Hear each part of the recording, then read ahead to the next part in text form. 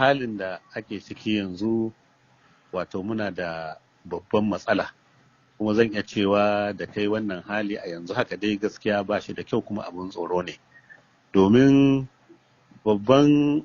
abin da aka dogara da shi a wajen shawo kan wannan al'amari shine wato ɗakin da ake gwaji. To wannan ɗakin da ake gwaji kwana 5 ko 6 baya aiki. Kayan kuma da ma ake ɗauka a kai Abuja su ɗin ma sun yi ƙaranci kuma ba kaya ne wanda gwamnati za ta je kasuwa ta saya ba. Waɗanda aka ɗau samfur ɗinsu suna jira ba su san me matsayinsu ba. Za su ci gaba da hulɗa da mutane. To saboda haka wannan babbar matsala ta Presidential Task Force na Abuja shi kansa Director General ya zo nan Kano ya kwana amma tun da ya tafi ba mu sake jin wani abu akan wannan magana ba. Shi ma minista ya sani cewa wannan laboratory baya aiki amma ba mu sake jin motsi komai ba. Idan an ɗau sample daga nan zuwa Abuja saboda hanya ana gyaranta kuma sai an ɗau awa 7 kafin a je Abuja. To wani abin haushi ma shine kwalaben ma da za a sa wannan maganin wato babu su isassu kuma ba za ka iya sawa a wani guri ba in ba a cikin irin waɗannan kwalabe ba. To saboda haka a gaskiya akwai babbar matsala tuntuni da abin nan ya fara muke cewa Kano muna bukatar fiye da guri ɗaya mu kanmu muna ƙoƙari mu ga mun yi tamu ɗin yanzu haka ana ta ganin yadda za a yi amma shi din ma dole sai an samu wato amincewar wato gwamnatin tarayya akan wannan. Idan na fahimce ka kenan akwai matsala daga ba kwa samun goyon baya ko tallafi ko kula daga gwamnatin tarayya daga cibiyoyin gwamnatin tarayya kenan a Kano dangane da yaƙi da ita wannan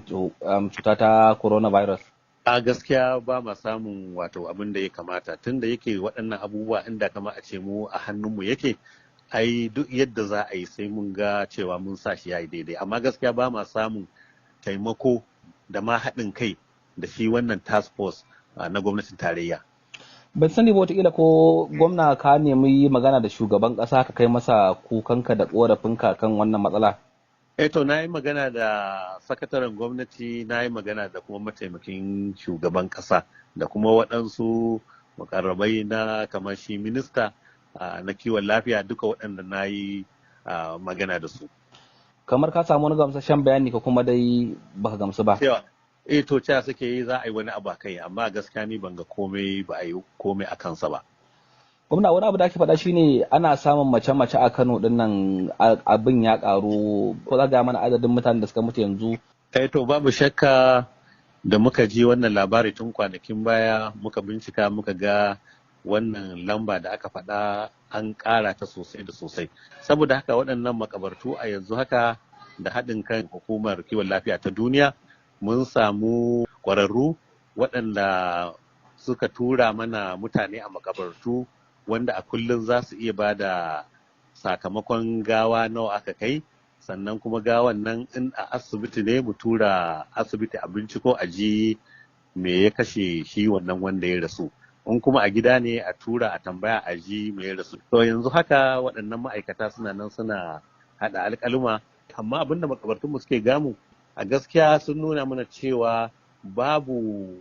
ƙarin rasuwa fiye da yadda ake samu na yau da kullum. Wasu na ganin cewa kamar gwamnatin Kano ba ta shirya wa yaƙi da ita cutar nan ba ganin lokacin da aka ɗauka tun kafin a fara samun mutum na farko da ya kamu da ita da kuma yadda lamarin ya kai yanzu a jihar. To wannan kasan muna da 'yan hamayya sosai da sosai amma hakikanin gaskiya kusan in ce mu ne na biyu wanda muka rufe bodanmu tsakaninmu da sauran jihohi sannan kuma akwai abin da ake kira isolation centers mu ne na farko wanda muka yi isolation centers har guda 3 amma wannan abu fa idan dai baka san mutane wanda suka kamu da wannan abu ba za su yi ta shiga suna bazuwa waɗansu na kamuwa muna da isassun ma'aikatan kiwon lafiya amma ma'aikatan kiwon lafiya ba za su iya yin fiye da abin da za su iya yi wanda yake bai fiye su ɗau gwaji ba abin da za a ɗau ma samfur ɗin shi kansa ma